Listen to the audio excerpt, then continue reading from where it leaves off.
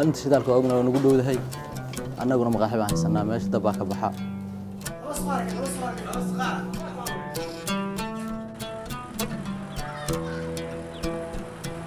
مثلا دبك ugu dhow wax kasta waa keeni kara khatar kasta waa keeni kara hadduu waxaa dabada dhacayso kala dabka ku soo yaaco way dhici kartaa dab nool oo laga tago habeenkii way keeni kartaa dhibteeda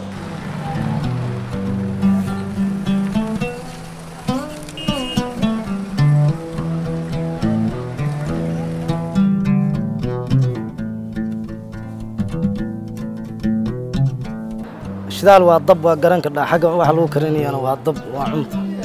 marka waa saasheeyay riski waa badan yahay laakiin alxamdulillah wali wax dhiban naga ma soo kulmay anaga dibta waxa keenaya anagu malihin deegaanta aan deganahay wasaarad ganacsiga kala saarnaa saa ogtahay inoo ma shaqaysaad ma jirto ani meeshaan deganaa ninka guriga la asaga yaqaan cid ka kireysan adigu